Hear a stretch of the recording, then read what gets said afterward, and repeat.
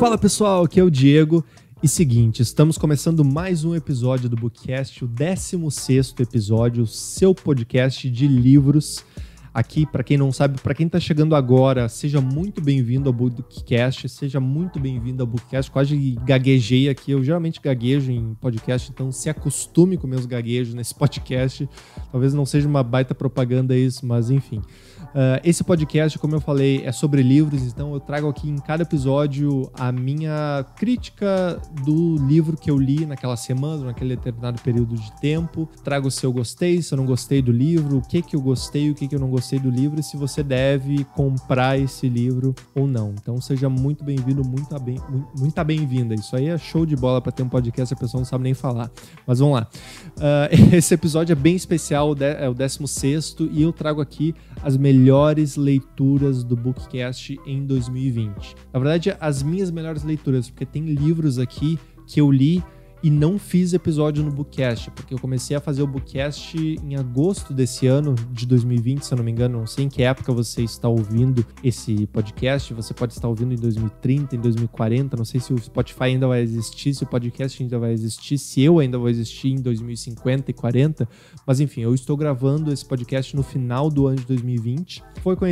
Está sendo conhecido como o ano da pandemia, né? O ano dessa loucura que a gente está vivendo, essa doença que ninguém esperava, talvez as pessoas que cozinharam lá o morcego esperavam que ela surgisse, né? Porque, imagina, tu cozinha um morcego, tu pensa, o que tu vai pensar? Vai pensar que vai fazer uma coisa boa. Não, tá fazendo merda, né? Mas vamos lá, deixando o morcego a par, não sei nem se é morcego, é um outro bicho lá que eu não quero nem falar, sei lá. Mas enfim, nesse episódio eu trago aqui os melhores livros de 2020 que eu li. Eu li um total de 23 livros esse ano. Deixa eu falar uma coisa pra vocês. Se vocês forem pesquisar a galera que produz conteúdo sobre livros, seja se a pessoa tem um canal no YouTube, ou se tem um podcast, ou se tem um Instagram de livros, geralmente essa galera lê em média um livro por semana, o que dá um total de 52 livros no ano. Eu li 23 livros, que é meu recorde pessoal, eu nunca li tanto assim em um ano, muito por causa da pandemia, né? A gente teve mais tempo para investir em outras frentes que não fosse sair pra rua e se divertir. Então, eu li 23 livros, é o meu recorde, porque eu tive mais tempo de ficar em casa e decidi focar minha ansiedade em literatura, em ler mais. E fiquei bem feliz com o meu número, mas só deixando esse aviso, né? Eu não sou nenhum leitor ávido de ler um livro por semana. Talvez em 2021 a minha média continue essa de 23, 25 livros. Eu acho que lendo mais livros agora esse ano, eu entendi que vale muito mais a qualidade do que a quantidade. Por mais que eu já tinha meio que isso na minha cabeça por outras questões, assim, eu acho que a qualidade a gente preza muito mais pela quantidade. Eu prezo muito mais pela qualidade, na verdade. Nossa, agora eu confundi todo mundo, né? Se é qualidade ou quantidade, não sei se é pesquisa qualitativa ou quantitativa. Mas, enfim, estamos aqui no 16º episódio, chega de balela, chega de blá blá blá, vamos trazer. O cara lê, mas não sabe falar a princípio, né? Vamos trazer aqui o top 3, os melhores livros que eu li em 2020. Como eu falei, eu li só 23, só não, bastante, já é bastante pra mim, mas já me sinto seguro em trazer aqui os 3 livros que eu mais curti no ano de 2020. Talvez eu faça um episódio com os piores livros de 2020 que eu li. Eu acho que vai ser bem bacana, assim. Mas vamos primeiro fazer esse dos melhores. Vamos chegar no final dele bem tranquilo, limpinho, sereno. E depois a gente pensa nos próximos. Mais um adendo aqui. São 23 livros que eu li. Na verdade, eu li 22 livros e 88% do 23º. Eu ainda não terminei esse 23º, então eu já tô supondo aqui que eu vou terminar ele em breve, mas já tô colocando aqui que eu li 23 livros. O 23 é o número do Michael Jordan e é isso que interessa, pessoal. Bom, antes de eu trazer os 3 melhores livros que eu li aqui em 2020, deixa eu fazer algumas menções honrosas aqui, porque foi bem difícil escolher esse top 3. Eu ainda não tô muito certo desse top 3, eu só decidi colocar... Eu coloquei os 3 livros e coloquei os números do lado, porque daqui a pouco eu acordo um dia e o terceiro é o primeiro, entendeu? E daqui a pouco no outro dia o primeiro é o segundo, daí vira, sabe? De acordo com o meu humor eu mudo ali o meu top 3, mas aqui neste dia que eu estou gravando agora, dia 13 de dezembro de 2020, esses são os meus top 3. Mas como eu falei, deixa eu fazer algumas menções honrosas que... não sei se eu falei, se não falei eu vou falar, e se eu falei eu vou repetir. Nem todos os livros que eu trago aqui eu fiz episódio do Bookcast, tá? Porque eu comecei esse podcast em agosto desse ano. Então eu li alguns livros antes de agosto e que eles estão aqui, inclusive, no top 3. Então eu não fiz episódio deles aqui no Bookcast, mas quem sabe no futuro, uma releitura, como eu sempre faço o Bookcast, o episódio, logo depois que eu leio o livro. Eu não fiz desses livros que eu li lá no começo do ano, mas quem sabe no futuro eu vou dar uma relida ou eu mudo meu critério desse podcast aqui e faço o Bookcast referente a uma leitura que eu já li há algum tempo. Tá? A primeira menção honrosa que eu quero fazer aqui é o Dedique-se de Coração, de Howard Schultz. Esse foi o primeiro episódio do Bookcast. Esse livro figurou no primeiro episódio do Bookcast e ele é um livro bem legal, talvez seja um dos livros, talvez o livro, o motivo, o elemento que me motivou a criar esse Bookcast, porque é um livro que fala bastante de motivação, de fazer o que tu gosta, de se sentir motivado a perseguir aquilo que está no papel, mas de alguma forma tu quer colocar aquilo para o mundo, quer transmitir aquela energia para o mundo. Esse livro fala bastante disso, fala da história da Starbucks. Então, o livro ele é escrito pelo CEO da Starbucks, eu acho que ele é atual CEO, agora não lembro bem, mas ele foi CEO durante bastante tempo da Starbucks, principalmente do período onde ela explodiu. Porque a Starbucks no começo era só uma lojinha e esse cara entrou e conseguiu transformar a Starbucks nesse fenômeno mundial, né? Que antes de ser só uma lojinha de café numa cidadezinha lá de Seattle, se eu não me engano, agora a Starbucks é um varejo incrível de café que está em loja de varejo, está em todo mundo. Só não está aqui em Porto Alegre. Não sei porque eles não abrem uma sede aqui em Porto Alegre. Ainda não entendi o porquê. Porque aqui é frio e a galera gosta de café. Talvez a galera seja muito chata aqui. O gaúcho é muito chato. Eles não querem lidar com isso. Mas enfim. Dedique-se de Coração, Howard Schultz. Esse é uma menção honrosa que eu decidi trazer aqui. É um livro que fala de motivação. É um livro que fala de negócios. É como se fosse uma biografia, uma autobiografia. Porque o Howard Schultz, ele que escreve, ele foi o CEO e talvez ainda seja o CEO, estou com muita preguiça de pesquisar aqui, mas é uma autobiografia bem bacana, bem legal de ler. Tu consegue ver os desafios que o Howard Schultz teve durante a trajetória dele na Starbucks e como é que ele conseguiu, enfim, sobrepor esses desafios com muito trabalho, mas com muita inteligência e, acima de tudo, muita motivação também. Então, é um livro que mostra como a Starbucks prezou pela qualidade do seu café e sempre preza pela qualidade do seu café. Em certo momento, eu não sei se acho que eles não falam isso no livro, mas depois eu fui dar uma pesquisada sobre Starbucks e eu descobri que teve uma época que eles fecharam completamente as lojas deles em todo o mundo, porque eles não estavam conseguindo achar a qualidade certa de uma bebida lá que eles estavam fazendo, sei lá, se era do cappuccino ou do latte, alguma coisa assim. Então essa é a qualidade que a Starbucks coloca, que é o valor que a Starbucks tem para com o seu produto e, consequentemente, para com o seu consumidor. Então, um livro bem legal de ler, bem tranquilo de ler, não é tão grande, o autor não fica se rodopiando no mesmo conceito e é uma história de vida bem legal. O outro livro, outra menção honrosa que eu tenho aqui para trazer, é um livro que eu não fiz bookcast dele, não fiz nenhum podcast referente a esse livro, mas é um livro muito foda, muito legal mesmo, que é um livro de um dos meus escritores favoritos, se não o meu escritor favorito, Stephen King, e eu chamo ele aqui de Stephen mesmo, né? Stephen, e talvez o nome dele seja pronunciado Stephen. Eu vejo a galera no YouTube falando Stephen, mas eu falo Stephen King porque ele está aqui no Bookcast. E o livro que eu trago aqui como menção honrosa é o Revival do Stephen King. Eu li ele no começo desse ano, comecei lá no Carnaval e terminei ele depois do Carnaval, no caso, porque ele é um pouquinho grande, mas ele é um livro que vale muito a pena. Ele conta a história de um cara que, na verdade, ele começa contando a história desse cara quando ele era criança.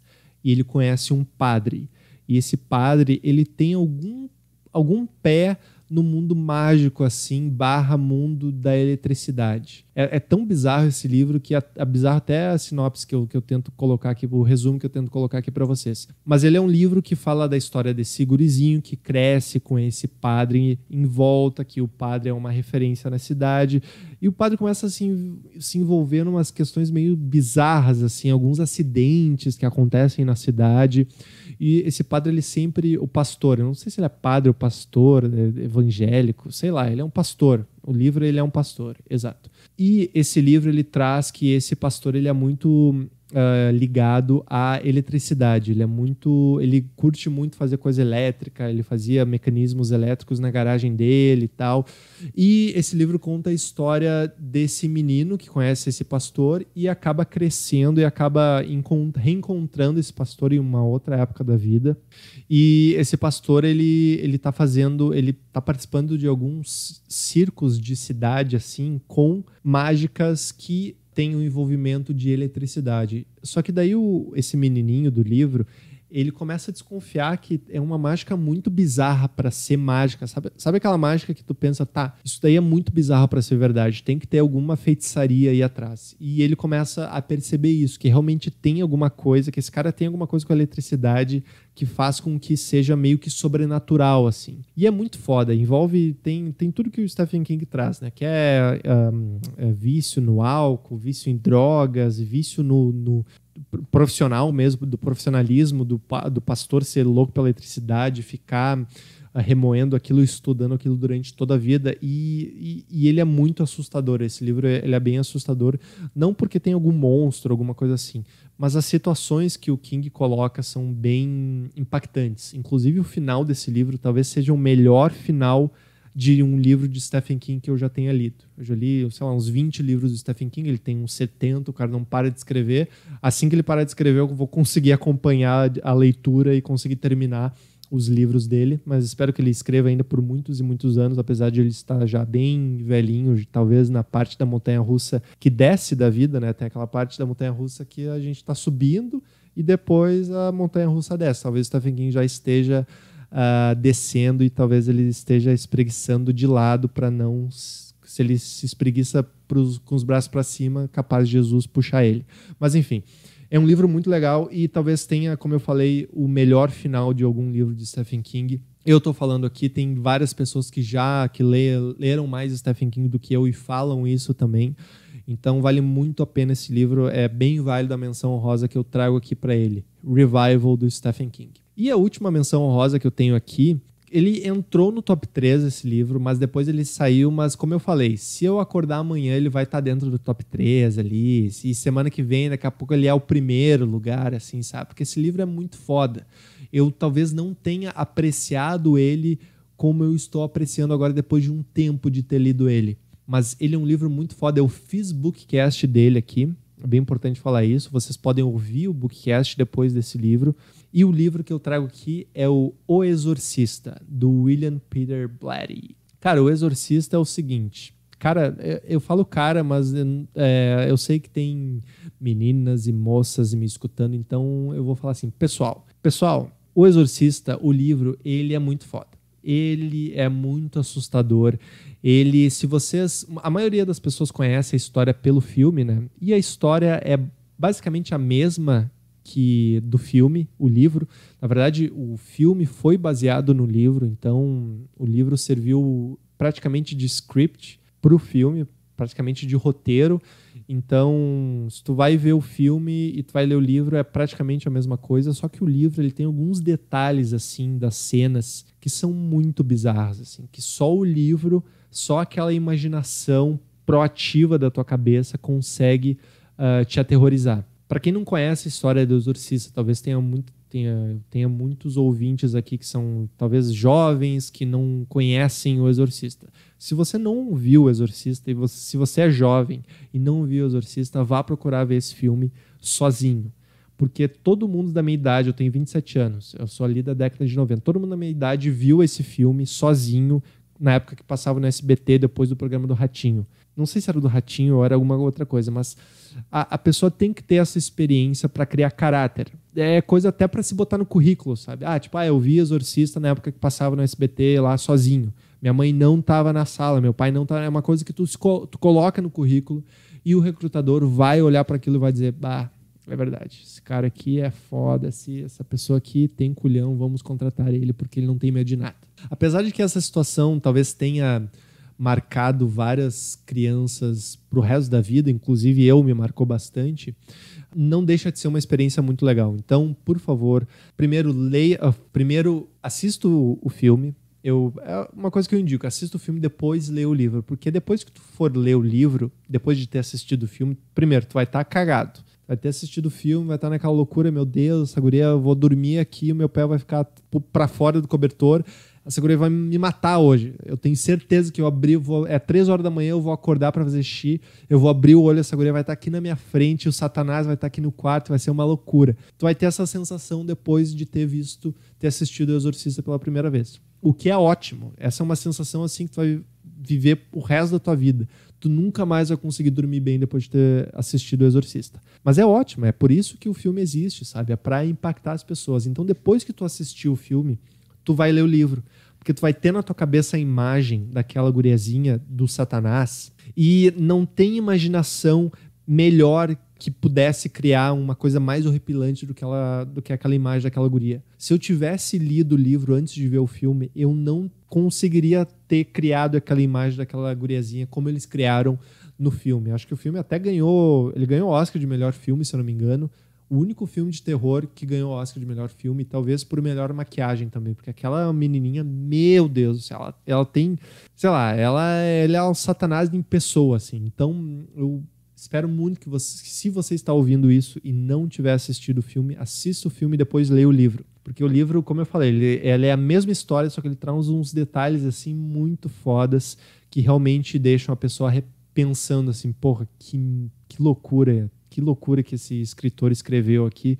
E o escritor tem meio que um pé no Satanás, assim, porque ele gosta, depois ele fez um outro livro chamado Legião, que é meio que entra mais os detalhes de alguma seita satânica e tal. Enfim, um cara bem família, bem gente boa, bem tranquilo de se falar e de se ver e tal. Mas recomendo esse livro para quem gosta de filme de terror, para quem gosta de história de terror. Por mais que seja, a princípio, aparentemente igual ao filme, é muito válido ler esse livro. Por favor, leia O Exorcista, do William Peter Blatty. Tem uma cena do livro que eu lembro até hoje. E como eu falei, talvez na época que eu tenha lido o livro e eu ter feito o podcast, o episódio nesse livro, eu talvez não tenha apreciado tanto, porque eu volta e meia eu me lembro dessa cena, que é a cena do filme, que tem no livro também, mas é a cena onde a menininha desce, ela já está possuída pelo Satanás completamente, então ela desce as escadas, ela desce do quarto, ela desce as escadas D4, mas invertido, entendeu? Como se fosse tal qual uma aranha, ela desce assim. E ela desce na loucurada, com a língua para fora, assim, bem louca. Só que no livro, o escritor consegue deixar essa cena mais bizarra. Na verdade, o filme que fez a cena baseada no livro, mas no livro ele tem um detalhe final, assim, um detalhe final da cena que faz ela ficar muito bizarra.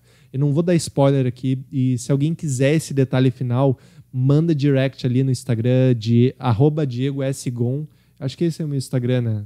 Ah, perfeito, eu tô divulgando o Instagram errado. Não, é Diego S. Gon, se eu não me engano. Vai lá, procura. E eu consigo te dizer o detalhe dessa cena, que eu tenho certeza que se tu tiver dúvida se vale a pena ou não ler esse livro, depois desse detalhe que eu disser, você vai ter total certeza que você deve ler esse livro. E depois não vai dormir de noite sozinho. É óbvio que tu vai ter que dormir com alguém, porque senão tu vai morrer de medo e não vai conseguir dormir. Isso é óbvio desse livro. Então tenha certeza que quando tu lê esse livro ou assistir esse filme, na verdade assistir esse filme tu tem que assistir sozinho mesmo, se tu não assistiu ainda, porque isso aí cria caráter e é bom para colocar no currículo lá no LinkedIn. Mas sem mais delongas, vamos para o top 3, os 3 melhores livros segundo o Bookcast, o seu podcast de livros aqui que estreou em 2020 e está tem uma audiência muito forte, inclusive fora do Brasil, então muito obrigado pela sua audiência. Terceira posição aqui, para fazer o suspense. Agora eu quero colocar, se eu for foda, eu vou conseguir colocar alguns tambores aqui agora.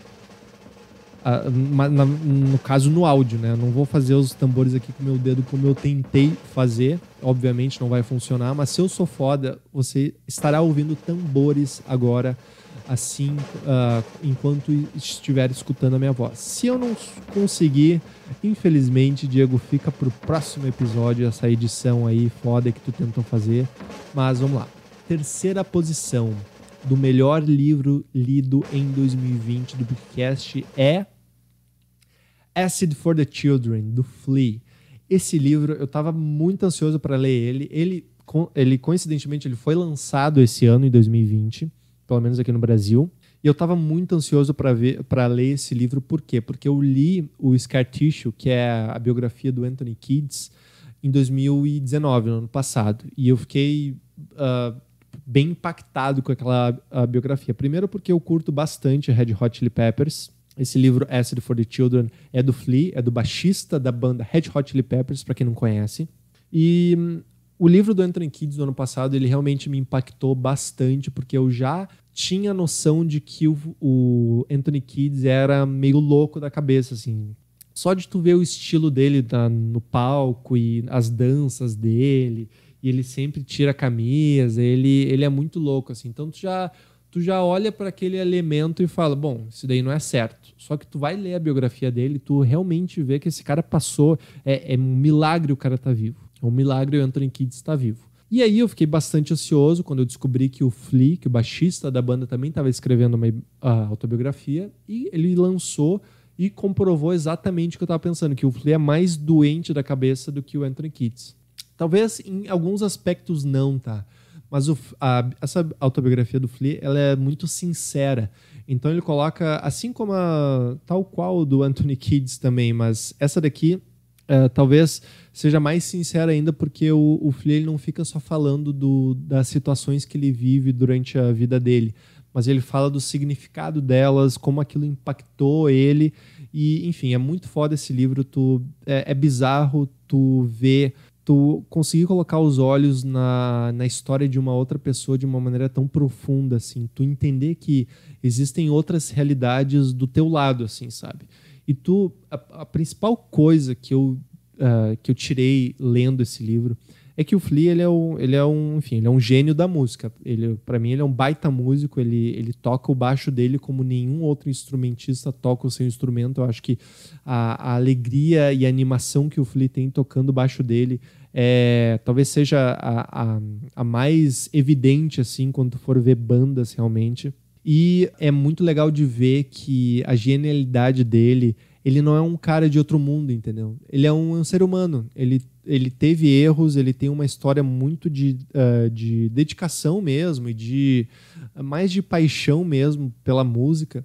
E tu entender que a história dele é bem humana, não é tipo nada fora do normal, ele não ficou 200 horas praticando para tocar baixo daquele jeito. Ele é uma pessoa simples, só que ele é apaixonado por música e ele é integrante de uma das maiores bandas de rock dos últimos tempos. Então, é legal de ver essa proximidade que ele tem, essa humanidade que ele tem no livro. Então, ele traz histórias muito bizarras da época que ele usou drogas e usava drogas nas festas, e tem uma cena que aparece no livro que ele injeta drogas na festa, simplesmente colocando o braço para fora e esperando que uma pessoa utilize a seringa nele e utilize na pessoa do lado também, na outra pessoa, ou seja, uma seringa compartilhada dentro de uma festa.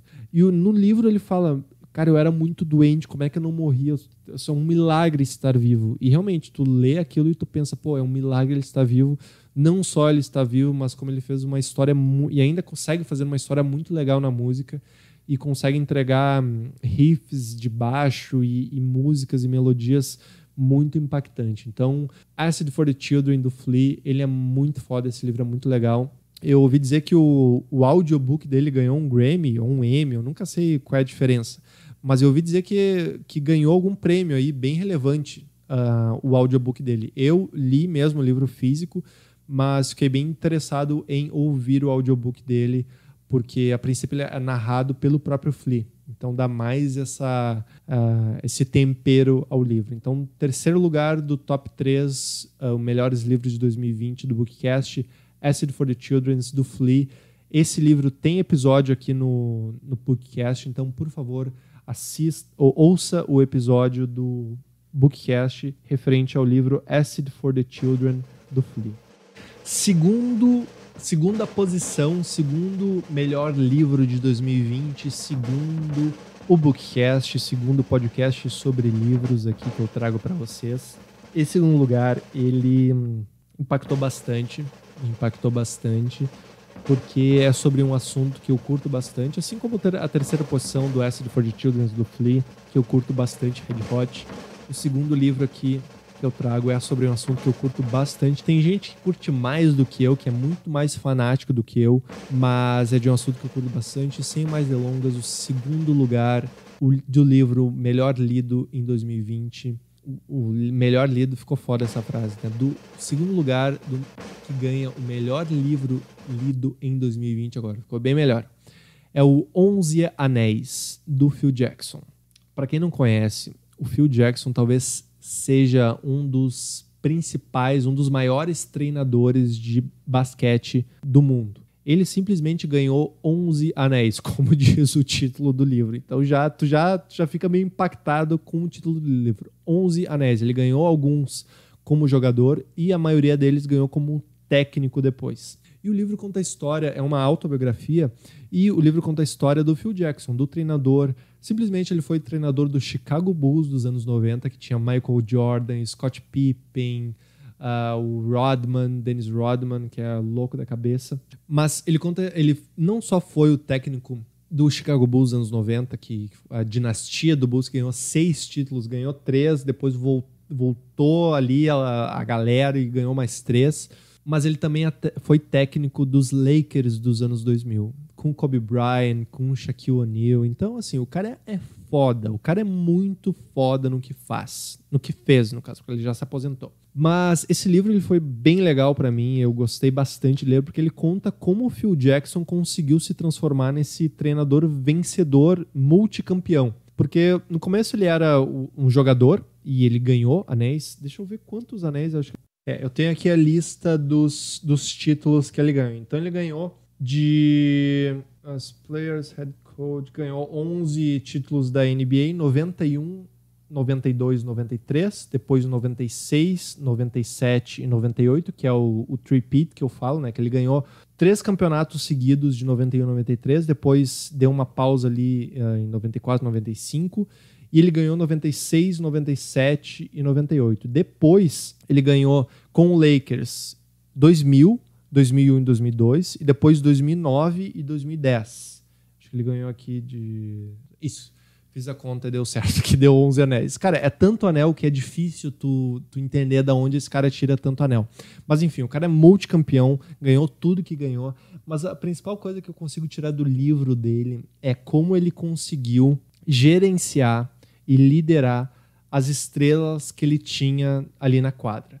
Porque se for pensar no Chicago Bulls dos anos 90, tá? Os 3 nomes que eu citei aqui, os mais conhecidos, Michael Jordan, Scott Pippen e o Dennis Rodman. Esses 3 caras, eles tinham... O ego deles, por mais que o Scott Pippen seja o mais humildão ali, o ego deles era incrível, porque eles eram muito fodas. Eles eram os melhores jogadores da NBA. Então, tu colocar os 3 melhores jogadores da NBA em um time só e... mais do que isso, conseguir gerenciar e liderar esses caras para que eles não entrassem em questão de estrelismo nem nada. E isso é o que foi mais foda que o Phil Knight fez, que o Phil Jackson fez. E ele mostra nesse livro como ele fez, as técnicas que ele usa. Ele tem uma técnica muito foda de meditação que ajudou os times a se concentrarem na hora do vamos ver ali. Então é um livro muito foda por causa disso. E depois ele é treinador do Lakers, ele lidera o Kobe Bryant, o Shaquille O'Neal também, que são estrelaças, e consegue ganhar os títulos que ele conseguiu ganhar também pelos Lakers, né, nos anos 2000. Então, assim, é um livro que fala a história de vida do Phil Jackson, mas fala de história de liderança mesmo, de gestão. Então, se tu é uma pessoa que nem curte tanto basquete assim, mas que gosta de gestão, gosta de empreendedorismo e gosta de liderança, tu vai aprender muito com esse livro. As técnicas que ele usa aqui, por mais que seja com atletas, É meio que fora do nível de tipo do trabalho geralmente que a gente entende como trabalho, né? Que é o trabalho no escritório e tal. As técnicas que ele usa para gerenciar o time dele são incríveis, incríveis. Então, um livro muito inspirador. Eu li o livro bem na época que a Netflix lançou aquele documentário O Arremesso Final, que são 10 episódios da dinastia do Bulls, que são os 6 títulos que o Michael Jordan ganha. Então, eu li bem na época desse documentário. O documentário é basicamente baseado no livro. Então, todos os cenários que o livro coloca ali e os destaques que o livro dá para a história, o documentário também coloca esses mesmos detalhes de uma maneira diferente, às vezes da mesma maneira. Então, o livro complementa muito bem o documentário. Eu tenho certeza que eles se basearam, praticamente 90% do documentário é o livro. Então, é bem bacana esse livro. O Phil Knight, ele consegue fazer com que o Shaquille O'Neal leia Nietzsche. Eu já imaginou o Shaquille O'Neal segurando um livro? O cara, ele tem 3 metros de altura. O livro, ele parece, sei lá, um notepad na mão dele. E ele conseguiu fazer o Shaquille O'Neal ler Nietzsche, porque uma das técnicas de liderança dele era dar um livro para cada jogador conforme fosse, enfim, a personalidade do jogador, o que aquele jogador precisava ouvir naquele momento, o que aquele jogador precisava absorver naquele momento. Então ele usava bastante essas técnicas de dar uma lista de leitura para a galera ler, nem todo mundo lia, mas só dele fazer aquela ação e de se importar a ponto de dizer assim, bom, esse cara se combina com esse livro, ou aquele cara combina com aquele livro. Ter essa intimidade mostra por que o Phil Knight conseguiu gerenciar esses caras para liderar eles em 11 títulos, né? Então, em segundo lugar, 11 Anéis, Phil Jackson. Por favor, leia esse livro. Se você não gosta de basquete, como eu falei, leia pela gestão, por técnicas de liderança e técnicas de humanidade também, de como saber ser humilde, saber se motivar e motivar os outros e saber conseguir vencer. Isso que é o principal que o livro traz. Então, muito foda. Segundo lugar, muito merecido, 11 Anéis do Phil Jackson. Talvez eu tenha falado do Phil Knight aqui, mas é Phil Jackson, tá o nome dele. Phil Knight é do cara que escreveu o Marca da Vitória, que é outro livro que não entrou aqui no top 3, mas é um dos meus livros favoritos da vida. Eu reli ele esse ano, mas talvez ele pudesse estar ali nas menções honrosas, assim, mas ele é tão ao concurso, assim, o Marca da Vitória, o livro do criador, do fundador da Nike, que decidi não colocar aqui. Mas vamos lá. Vamos para o primeiro livro, o livro que está em primeiro lugar no top 3 dos melhores livros do Bookcast em 2020. Os melhores livros lidos por mim, Diego, em 2020. Esse primeiro livro aqui, deixa eu começar dando já fazendo uma meia culpa aqui. Eu não terminei esse livro. Esse livro é o que eu não terminei. Esse livro ele tá em 88%. Eu tô bem receoso de terminar ele porque ele tá muito bom. Ele é um livro que por eu não ter terminado ele ainda, eu não trouxe ele aqui no Bookcast. Eu quero fazer um episódio bem especial sobre esse livro quando eu terminar de ler ele, óbvio. Mas com 88% ele já foi suficiente para ter ganho dos outros 22 livros que eu li aqui esse ano. Esse é um livro que também, assim como terceira posição e segunda posição, é sobre um assunto que eu gosto bastante, sempre gostei, talvez seja um dos meus hobbies favoritos, e eu trago aqui em primeiro lugar, com muita honra, A Guerra dos Consoles, do Blake J. Harris. Esse livro, deixa eu dizer uma coisa para vocês, Guerra dos Consoles, ele conta a história da Nintendo versus a Sega. Para quem não conhece o mundo dos videogames, a Nintendo, nos anos 90, ela era simplesmente a detentora de 90% do mundo dos games. A Nintendo, para quem não conhece, ela é detentora daquele bigodudo encanador chamado Mario. Ela é detentora do Yoshi, que é o dinossauro que o encanador monta para matar o Bowser, que é uma tartaruga muito raivosa, muito da raivosa. E os caras da Nintendo devem ter comido muito cogumelo para criar. O Miyamoto deve ter comido muito cogumelo para criar o Mario, porque falando da história que, um encanador bigodudo italiano que monta num cavalo chamado Yoshi verde para matar a tartaruga louca lá do Bowser.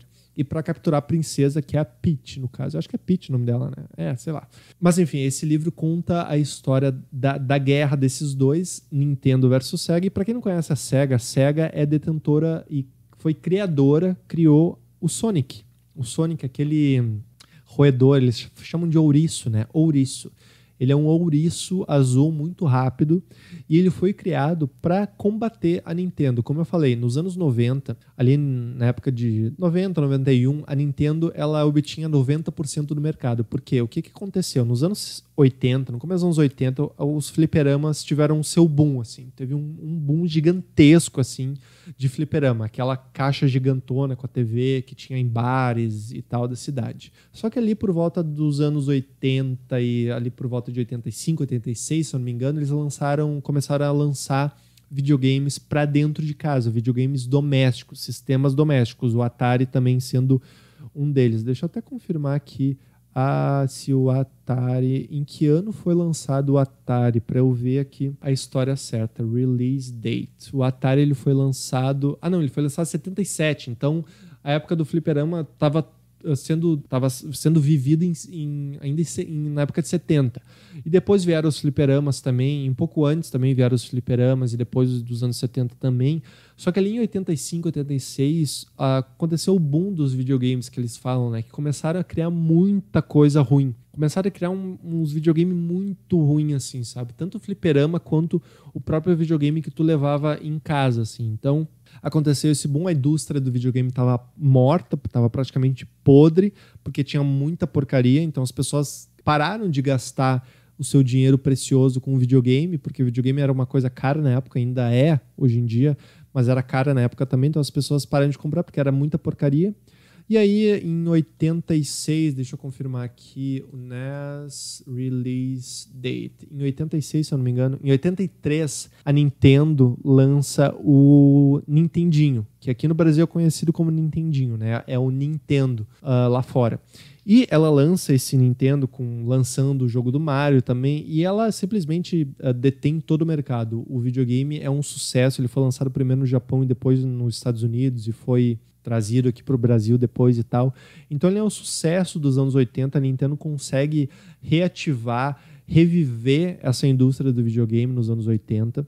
Só que aí, no começo dos anos 90, a Sega, que também era uma empresa de videogames, começou a investir mais em videogame, e ela não conseguia ver como derrotar a Nintendo, porque a Nintendo vinha do sucesso dos 8 bits, que era o Nintendo, aqui o Nintendinho, e estava para ser lançado o Super Nintendo, que era o console de 16 bits da Nintendo, que o Super Nintendo tem aqueles clássicos Super Mario World, tem Donkey Kong, tem Mario Kart, Star Fox, Legend of Zelda, tem todos esses jogos clássicos, e a Nintendo simplesmente está arrasando no começo dos anos 90. E a SEGA, o livro conta a história desse cara que é transferido para a SEGA, que é contratado pela SEGA, o Tom Kalinske. Ele vira o CEO da SEGA americana. E ele tem a missão, inglória missão de tentar combater a Nintendo, né? A Nintendo que tem 90% do mercado. 90% dos videogames existentes no mundo eram da Nintendo. A pessoa tinha um videogame, era da Nintendo. E aí o livro conta a história de como esse cara, o Tom Kalinske, junto com outras pessoas também, começou a combater a Nintendo, começou a combater esse monopólio. E uma das pedras angulares desse plano de combate à Nintendo era a criação do Sonic, porque a SEGA viu que o Mario era bem querido, era conhecido e reconhecido por muita gente, e muita gente gostava dele também, e eles precisavam de um mascote. O mascote foi o Sonic. O Sonic, que ele fez muito sucesso ali no começo dos anos 90, quando ele foi lançado, ele foi concebido e teve jogo Sonic 1, depois Sonic 2 foi mais sucesso do que o Sonic 1. Então, o livro conta essa história e, assim, o livro é muito foda, ele é escrito de uma maneira que faz com que o leitor se sinta dentro das salas de reuniões, porque eu amo videogame, eu sempre amei e sempre vou amar videogame. Eu não sou muito louco, assim, de ficar, sei lá, 5 horas jogando, mas eu sempre tive videogame e sempre joguei. Então, pra mim é uma forma até de terapia de jogar um videogame, assim, sabe? Então, é de um assunto muito, muito querido por mim e juntou também a questão do empreendedorismo, porque esse cara foi pra SEGA com um desafio muito grande, como eu falei, e ele simplesmente conseguiu mudar a indústria, conseguiu virar de cabeça para baixo, fez com que a SEGA tivesse mais market share que a Nintendo em poucos anos. Então o cara conseguiu fazer isso. Então o livro mostra as reuniões que tem, e os caras brigando, e não, o Sonic vai ser assim, o Sonic vai ser o tênis, vai ter tênis vermelho, não, o Sonic não tem que ter tênis, o ouriço corre e tal. Mas a gente tem que combater o Mario, como é que a gente vai conseguir? Daí mostra como os caras da SEGA criaram propagandas para conseguir cada vez mais ser uma empresa cool e ser uma empresa que conseguisse atingir a Nintendo de várias formas, com a qualidade dos jogos, com a qualidade dos gráficos. Mostra também o projeto, o quase projeto que a Nintendo e a Sony se envolveram para criar o PlayStation. Isso não era novidade para mim, mas eu consegui ver nos detalhes como foi o projeto, a história que a Sony e a Nintendo se juntaram nos anos 90 para fazer o PlayStation. Só que do nada a Sony, acho que a Nintendo não queria dar muita importância para isso, e a Sony fez o seu próprio videogame.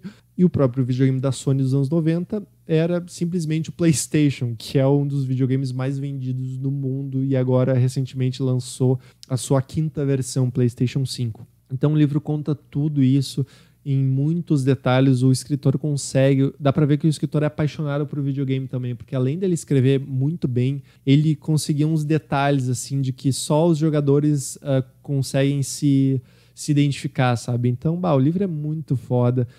Como eu falei, eu tô em 88% dele, eu tenho certeza que ele vai acabar muito bem. Ele tá nos anos 90, tá em 93. Olha, o ano que eu nasci, bem coincidentemente o ano que eu nasci. E o livro tá contando uma batalha judicial entre a SEGA e a Nintendo e os Estados Unidos, porque a SEGA veio com um posicionamento muito forte de começar a lançar coisa para adulto.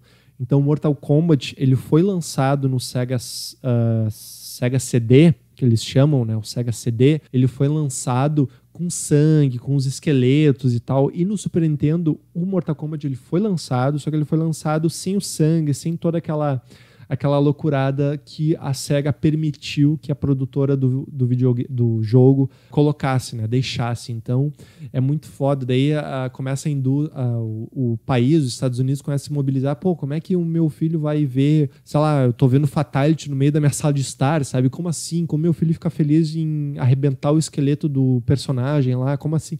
Então, tem muitos desses detalhes, vale muito a pena como eu falei, também, para quem não gosta de videogame, mas gosta de empreendedorismo, gosta de história de motivação, de virar a mesa, de conseguir se motivar, cara, leia esse livro que é muito bom mesmo. É um livro que vale a pena a leitura. Talvez seja o meu último livro de 2020. Talvez eu não leia mais nenhum livro até o final desse ano, mas ele é muito válido. Se eu fechar com ele, eu vou fechar com chave de ouro mesmo. Galera, é isso. Essa é a primeira posição. Tem muitos outros livros que eu não coloquei aqui, tá? Mas que eu curti bastante também. Eu li o livro do Elon Musk esse ano, não curti muito. Achei que foi muita história, assim. E o Elon Musk andou falando umas coisas muito estranhas. E ele é bem louco, mas é bem bacana esse livro. Outro livro que eu coloquei aqui fora de série, os Outliers. Eu não coloquei nem em menção honrosa e nem em top 3, mas é um livro muito foda que mostra como o sucesso ele pode ser muito definido tanto pela dedicação da pessoa, mas por sorte mesmo, para a pessoa ter nascido na época que nasceu e ter tido a educação que teve, e consequentemente ela teve um sucesso baseado nisso. E também esse ano, Essencialismo, eu quero muito trazer esse livro no Bookcast, Essencialismo do Greg McKeown. Esse livro ele simplesmente fala que é para te focar no que interessa. Esqueça o resto, esqueça as pessoas tentando colocar a prioridade delas para ser a sua prioridade. Não, foque no que interessa para ti, que tu vai conseguir produzir e vai conseguir entregar o teu melhor. É um livro muito foda que eu quero expandir mais ele aqui em outro episódio do Bookcast. Tem outro livro que eu não coloquei aqui que eu curti bastante, que é o Irresistível, do Adam Alter, que fala do nosso vício na internet, em redes sociais, em eletrônicos em geral. Tem o livro 10 argumentos para você deletar agora suas redes sociais, do Jaron Lanier. Eu li muito por causa daquele documentário, O Dilema das Redes da Netflix, também muito foda. Enfim, tem muito livro que eu li aqui, muito bom, que eu não coloquei na lista aqui, mas como a lista é a top 3 e as menções honrosas, que foram 3, né? Eu decidi escolher eles aqui e como eu falei, daqui a pouco eu acordo amanhã, esse top 3 já muda, as menções honrosas já mudam e era isso. Mas relembrando aqui, menções honrosas, Dedique-se de Coração, do Howard Schultz, Revival, do Stephen King e O Exorcista, do William Peter Blatty. E meu top 3 do ano, Acid for the Children, do Flea, 11 Anéis, do Phil Jackson e A Guerra dos Consoles, em primeiro lugar, do Blake J. Harris. Galera, muito, muito obrigado por esse ano, por vocês terem sido uma audiência muito foda. Muito obrigado pela motivação que vocês me dão para continuar esse projeto. Eu tô curtindo muito fazer isso e eu espero muito que eu esteja incentivando a leitura ou a não leitura dos livros que eu não gostei, mas que eu, pelo menos eu esteja trazendo um conteúdo de qualidade para vocês, que vocês curtem, que vocês gostem, que vocês eventualmente compartilhem com outras pessoas, com amigos, com colegas e possam ouvir mais. Em 2021 eu tenho muitos projetos para esse podcast, trazer convidado, ler outros tipos de livros, talvez mudar em alguns episódios, não falar de livro, falar de outros assuntos que permeiam o livro, enfim. Tenho muitos planos para 2021, mas o principal é que eu espero que você esteja bem, com saúde, feliz com esse ano, por mais que a gente tenha vivido um ano de pandemia. Eu espero que você tenha esperança no coração para continuar em 2021. As coisas mudam, as coisas passam, então se você estiver sofrendo com essa pandemia, com ansiedade, isso vai mudar, isso vai acabar. Se a gente for ver na história da nossa vida, esse ano é um grão de areia em tudo que a gente tem para viver, em tudo que a gente viveu ainda. Então espero que vocês tenham um ano de 2021 muito bom, muito feliz. Olha aqui eu dando já o desejo de feliz ano novo aqui. Talvez esse não seja o último. Esse não vai ser o último episódio do Bookcast esse ano, ainda vão ter outros episódios, mas eu deixei como surpresa para vocês, tá certo? Valeu, muito obrigado pela audiência e até a próxima. Tchau, tchau.